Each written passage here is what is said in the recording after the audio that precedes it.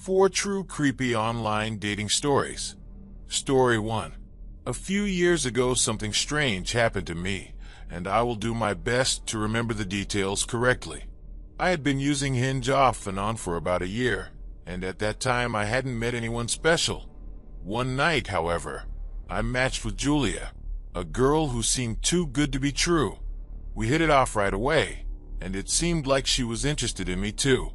I have a keen eye for fake profiles, and this one looked real, even though she was beautiful. But I still couldn't shake the nagging feeling that I was being cheated, so I decided to look for her on social networks. He hadn't linked anything to his profile, but he did tell me where he worked, and one of his photos was of his college graduation, which let me know where he was studying and in what year.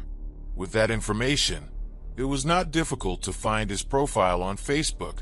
Everything seemed to match. The photos were the same, and the Facebook profile was created in 2009. This happened in 2022. So I knew the Facebook account was real. I wanted to add her as a friend or message her just to make sure. But I didn't want her to know I'd searched for her. I thought it would look weird. We kept exchanging messages for a while, and then eventually I asked him out. She agreed, and then suggested that we meet at a tea house in the center of town, a place that was unfamiliar to me.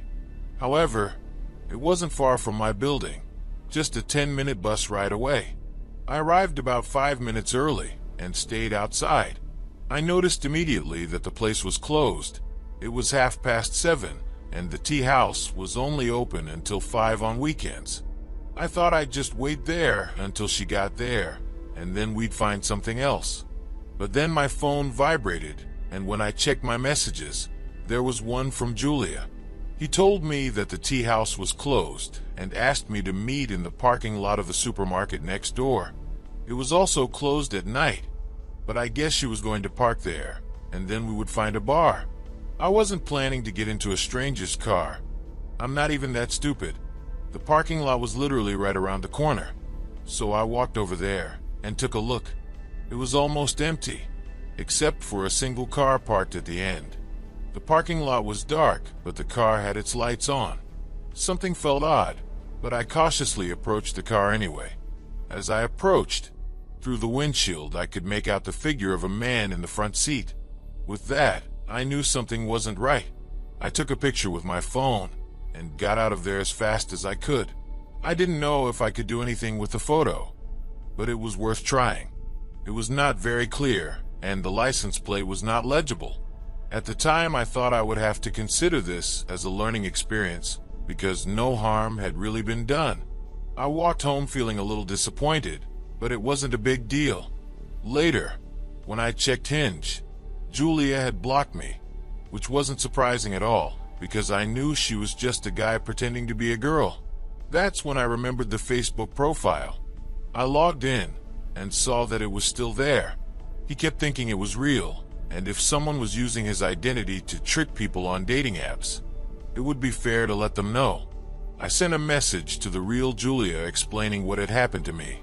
His answer came the next day. She told me she didn't even have a profile on Hinge, so someone was definitely stealing her identity. He asked me if I saw the person and wanted to know all the details. I told him I saw it, but I didn't get a good view, and then I attached the photo I took of the car, not thinking it would be much help. Her next response was truly shocking. Julia recognized the car and the man in the driver's seat, though it wasn't clear. He told me he was her stepfather. He had stolen her identity to trick guys on dating apps. Pretty creepy stuff. Julia and I continued to exchange messages, trying to piece together what had happened. She was understandably upset and embarrassed by what her stepfather had done. We speculated about various scenarios, but she always insisted that he wouldn't have hurt me. I don't blame her for taking that stance, but I don't necessarily agree. Anyone capable of doing something this creepy is capable of all sorts of things, and if he wasn't going to hurt me, then what would I have done if I had gotten in that car? Laugh and say I caught you? Not likely. That night, that guy was going to do something horrible, and I ran away. I think he needs to be watched closely. but he didn't really do anything illegal to me, so the police couldn't do much. Maybe it was illegal to steal her stepdaughter's identity, but I don't think she wanted to press charges. My only hope is that someone is watching that guy because he's serious. Story 2. It happened in 2010 when I had just started using some of the dating apps. It was before I had a smartphone, so I was basically just on eHarmony and Plenty of Fish. I know there are many more now, but I never got into those, and luckily I'm already out of the market, so I never had to experience what singles are going through these days. That said, I had a spooky experience with online dating and would like to share it now. I was checking out some profiles on Plenty of Fish and sent a few messages. For those who don't know, you didn't have to swipe back then. It was just a big list of photos and you could message anyone. Therefore, you wouldn't get answers most of the time because they might not even be interested. I was getting a little frustrated and almost giving up. But then I got a response from a girl named Luana. We got along well, and she did a good job keeping the conversation interesting. It was refreshing compared to most others, where getting an answer was difficult, and getting more than a one-word answer was rare. Luana seemed interested, and I was excited about that. After a few days of constant texting, we decided to meet for a drink.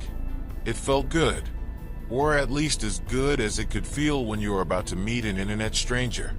This would have been only my third online date, so I was still new to this. The others led nowhere, but they weren't terrible experiences. Luana sent me her number, and then I texted her, so she would have mine. When the day of our appointment arrived, I texted her to confirm. She responded by asking for a change of plans. She explained that her cat had suddenly become ill and needed to stay home to take care of it, but she still wanted to meet and suggested that she come to her house. Maybe a red flag, but at the time it seemed like a genuine if unfortunate turn of events. He sent me the address, and after hesitating for a minute, I agreed. I arrived at the building, which was a large apartment building, and there was a major bus station nearby. I was standing in front of the entrance when I sent him a quick message to let him know I was there.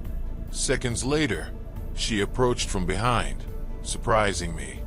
When I turned around, I saw that his face matched the photos I had seen on his profile.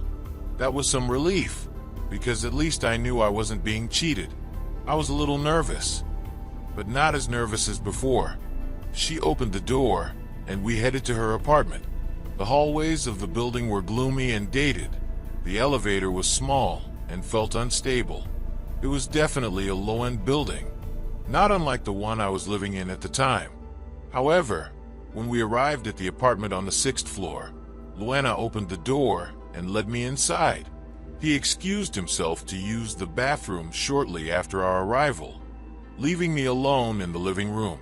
That's when I noticed it. There were voices coming from one of the bedrooms. She didn't mention having a roommate, but I guess it wasn't impossible.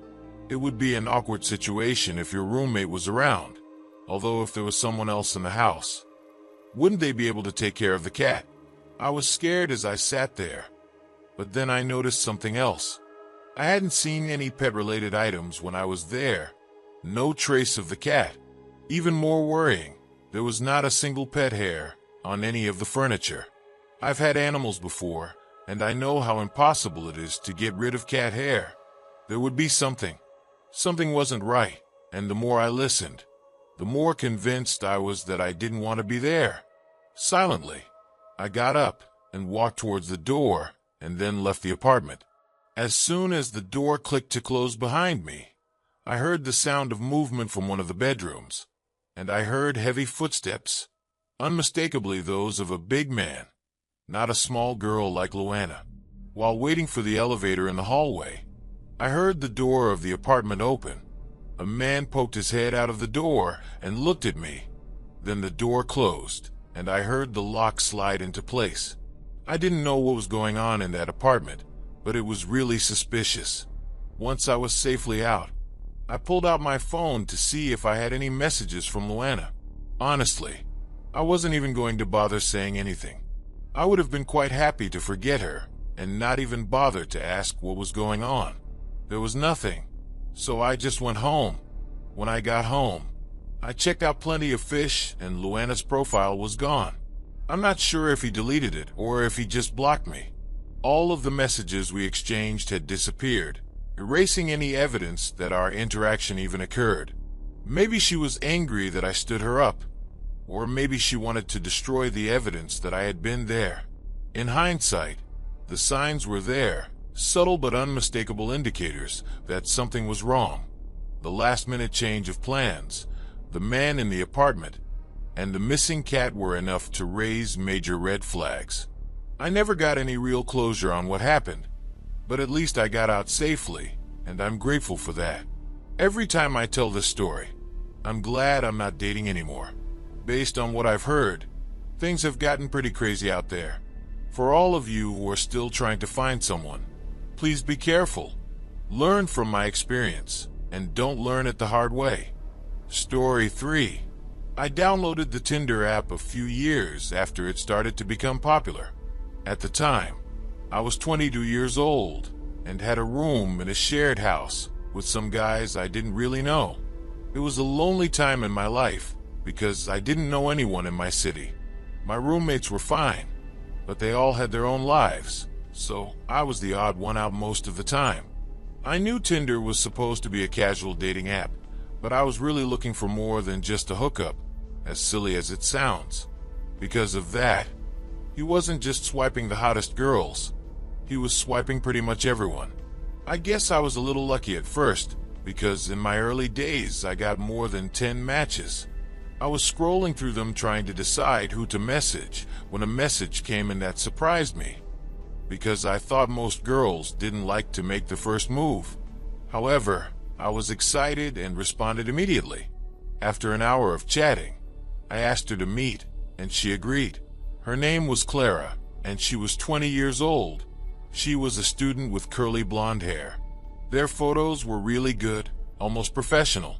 When I told Clara where he lived, he suggested that we meet in a park that wasn't too far away. He never told me where he lived, but I figured he couldn't be far away if he wanted to be there. On the night of our date, I heated up some food in the microwave and ate in my room. I left without telling any of my roommates. It was late autumn, and it was getting cold, but not that cold. He had a sweatshirt on and a thick jacket that was unbuttoned. It was during this hike that I noticed a white van passing by me. At first, I didn't think much of it, but then the same van passed by me again, this time slower. I looked towards her, but from that angle I could not see the driver. Eventually, the van disappeared from my sight, and 5 minutes later, I turned onto the street where the park was. As I approached the entrance, I saw that the van was parked on the street. I remember thinking, great, I'm being chased by some crazy guy in a van now. Still, I was there to meet Clara, not to cower because of some random guy. I crossed the park and headed to the bench where we agreed to meet. Then I checked my phone to see if there was any message from Clara. There weren't any, so I sat down and waited. It was still early, so I didn't want to look desperate. Exactly at the moment we were supposed to meet, my phone vibrated with a message. It was from Clara asking me to meet her on the other side of the park. It wasn't a problem, but I didn't understand why I couldn't just meet where we agreed before. It wasn't worth arguing about, so I accepted it. I walked towards the van, although as I got closer, I could see that the side door was ajar, which I found strange. Just as he was about to pass by the van, the door opened wide, and an older man came out. I was face to face with him for a second before he tried to grab me. I walked away, but he grabbed the sleeve of my jacket with his hand. I tried to let go, but there was no way I was going to. Meanwhile, he was grabbing my other arm with his free hand. It didn't look good to me, because this man was so much bigger than me, and with that creepy van right next to us, I knew that if he caught me, I'd be in trouble. As a last resort, I took off my jacket and rolled on the floor to free myself. Once outside, I backed up a considerable distance from the man. He just stood there by the van looking at me. He still had my jacket in his hand, but surprisingly he never chased me. He was strong, but luckily for me, he wasn't a runner. I didn't stay there any longer to figure out what I wanted, and I ran. I didn't stop until I was away from the park and back to the relative safety of a busier street. I looked back once to see if they were following me, but they weren't. He could still see the white van in the distance, as if it hadn't moved yet. It was almost back home and was on a busier street with a few bars and fast food places. That's when I saw the van again. He slowly passed me and stopped even more when he passed me. I looked inside and the driver's side window was open. I could see that the driver was the man who attacked me earlier. Our eyes met for a moment, and the shiver that ran down my spine was unlike anything I had ever felt before. The man behind the wheel had a look that was ugly and terrifying. His eyes were cold, the kind that looked like they could look straight through you. And I knew without a doubt that his intentions were far from good. I tried to see the license plate of the van, but it was covered by something. I stood there frozen on the sidewalk, watching it disappear into the night. I realized how close I had come to a potentially disastrous situation. My initial excitement at meeting Clara had turned into a nightmare scenario from which I was lucky to escape. I pulled out my phone and called the police. I reported on the van and the man, describing the events in as much detail as I could remember. But even at the end of the call, a part of me doubted they would find him. Before I went anywhere near my house, I scanned the street for the van. The last thing I wanted was to take it to my house. When I was sure it was safe, I went inside and headed straight to my room.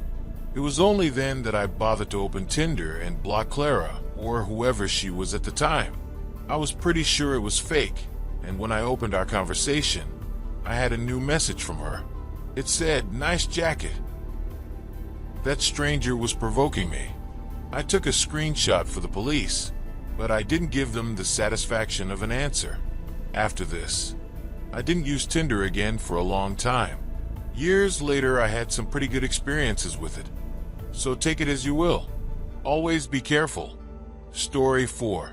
Although I've had some weird experiences with dating apps, there's one that stands out. It was during my sophomore year of college. At the time, I was still living with my parents, who had gone away for the weekend, leaving me home alone. I was alone all day, trying to work a little, but I decided to take a break for the night. I was watching TV and feeling lonely, so I started swiping on Tinder in hopes of meeting someone. It wasn't long before he matched with a girl named Paula. She wasn't the prettiest girl I'd ever seen, but hey, maybe I'm not the most attractive either. I started by asking her a few questions, and she answered quickly, but her answers were very short. At first, I wasn't sure if I was interested, but out of nowhere, she suggested coming to my house. It seemed straightforward to me, especially since we barely knew each other, but I was lonely and a little desperate, so the idea of meeting someone that night tempted me. I gave him my address without thinking much about it. About half an hour later, a car pulled up to my driveway. He was watching from the front door, and she walked over to where he was waiting on the porch. The moment Paula walked through the door, I felt uncomfortable. It was already strange to have a complete stranger in my house, but she didn't help. Paula was very shy and awkward. Not that I can blame her. Maybe she was feeling the same nerves as me. We made our way to the living room, and I turned on the TV in an attempt to fill the awkward silence. We watched a show for a while. Then I tried to strike up a conversation, but it was like talking to a wall. Paula offered little more than one-word answers. It became apparent to me that there was no spark between us, at least to me. As the night wore on, I wanted him to leave.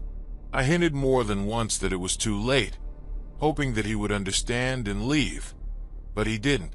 Eventually, my patience ran out, and I told her straight out that I was going to bed and that she needed to leave.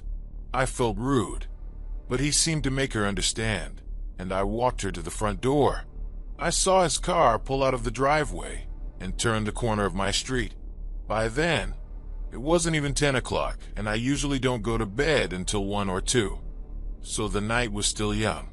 After he left, I checked my phone and saw a message from my friend Drew inviting me. I knew he was on a date that night too, so I guess this didn't go well either. I lived around the corner, so I thought I'd go there for a while after a quick shower and some food. I was ready to go to my friend's house. It would be about 45 past 10 when I left.